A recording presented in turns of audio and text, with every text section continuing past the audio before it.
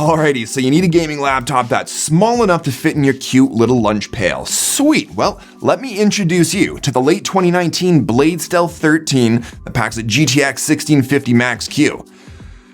Too bad you won't have any money left over to afford lunch for that cute little pail. It's small, it's thin, it's light, it's matte black, it loves fingerprints, but it looks sick, and it has the build quality of a German-made sports car.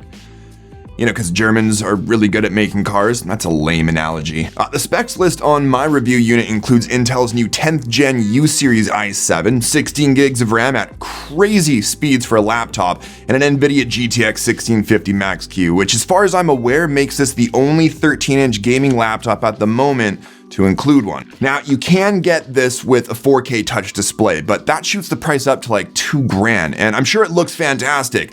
But the added cost just isn't justifiable to me for a 13-inch Ultrabook. Instead, I'd go with the 1080p matte display on the unit I have here, which looks phenomenal. Colors are plenty good enough for content creation, watching flicks, and of course, gaming. Unfortunately, we're looking at a refresh rate of only 60 Hz. I think 144 Hz would have been a nice step forward, but then again, how many 13-inch gaming laptops do you know of that have anything over 60? Now, flanking both sides of the keyboard are 4 speakers, 2 on each side, which you'd think would be great for louder and better quality audio. But they aren't, like, at all. My phone gets louder and sounds better. Which phone, you might ask? All of them.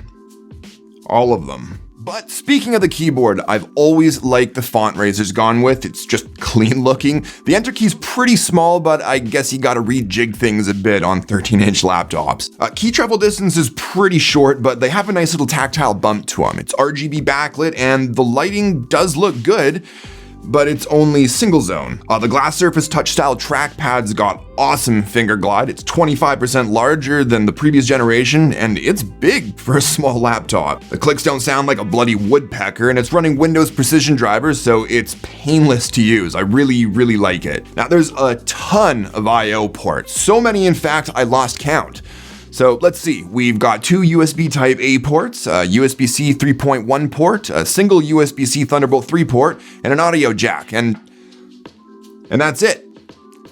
So, there isn't much you can do in the way of upgrading or part swapping, because everything other than the SSD is soldered on. But I mean, what are you gonna do, swap out that super fast RAM for slower RAM? Dude, I don't even have RAM that fast in my personal gaming rig. Battery life's actually been pretty decent with its 53 watt-hour battery, giving me 7.5 hours at 60% brightness, which is around 240 nits. So you should be able to make it through the better part of a workday. Anyways, I was really looking forward to seeing some decent performance out of the new 10th gen Intel U-Series CPU, but like biting into a piece of candy with the Razer Blade in it, I was a little disappointed. See what I did there?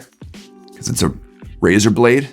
Sorry. See, the i7-1065G7 has a max all-core boost clock of 3.5 GHz, which isn't bad for an ultra-low power CPU, if it got enough power to hit that speed. The problem in this case is that it has a 15 watt and 25 watt TDP configuration options that the OEM can set at the factory.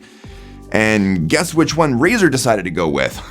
Running stress tests gave me a max average all-core clock of 2.5 GHz with expected power limit throttling on all cores because of that 15 watt limit, which does keep temperatures down to around 65 degrees Celsius when running the fans at max speeds. But the CPU is definitely bottlenecking the GPU. Now, I did try and play around with throttle stop for a few hours to see if I could squeak out anything extra, but all I got to was a negative 80 millivolt undervolt that only produced an extra 100 megahertz, and even at negative 80, it was unstable at times and would freeze up on me. But game performance is fairly decent with most games able to hit that 60 FPS mark on low settings. I just wish Razer set the CPU to its 25 watt config to let the GPU stretch its legs a bit more, because I think it could have handled the thermals just fine. Either way, it's a cool little laptop with good performance that could have been even better if Razer just took off the training wheels. But at $1,800 for the specs list I have here, man, you really gotta want or need a tiny laptop to pay this much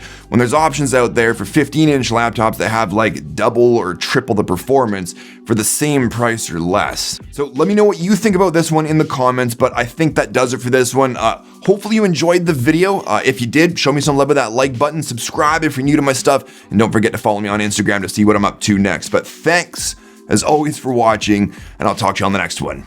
Cheers.